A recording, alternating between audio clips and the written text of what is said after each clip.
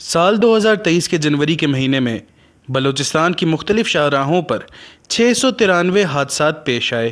واقعات میں 970 افراد زخمی جبکہ 106 افراد جان کی بازی ہار گئے۔ بلوچستان میں رونما ہونے والے ان واقعات کی اموات میں مختلف خاندانوں کے متعدد افراد زندگی کی بازی ہار گئے۔ ایسے واقعات بھی رپورٹ ہوئے جن میں ایک ہی خاندان کے 6 افراد بھی شامل ہیں۔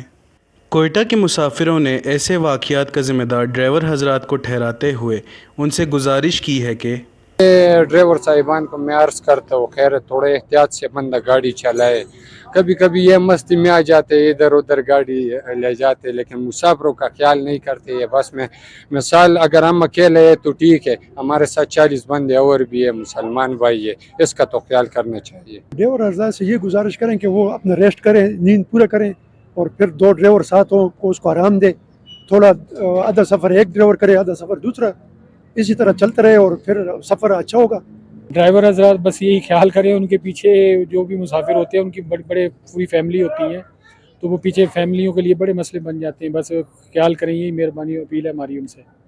عوام کے اس موقف کو مسترد کرتے ہوئے ڈرائیور حضرات کا کہنا تھا کہ بے شک زندگی اور موت اللہ کے ہاتھ میں ہے اور ایسے واقعات کے ذمہ دار ہم ڈرائیور حضرات بالکل نہیں ہیں۔ نہیں، وہ بارش ہوا تھا نا، گاڑی سلپ کیا، ڈرائیور کا قصور نہیں تھا، بس اللہ کا کام ہے، وہ لوگوں کا ٹائم پورا تھا، ڈرائیور بھی وہ شہید ہو گیا بیچارہ، 40 بندے اور بھی شہید ہو گئے، سارا اللہ کا کام ہے۔ مسافروں کے ساتھ ساتھ موٹر وے پولیس کا بھی یہی موقف ہے کہ ایسے تمام تر حادثات ڈرائیور کی لاپرواہی کا نتیجہ ہوتے ہیں۔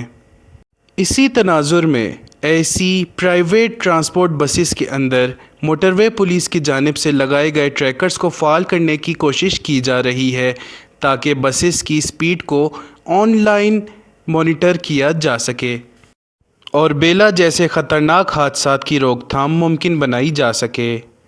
وش نیوز، کوئٹہ۔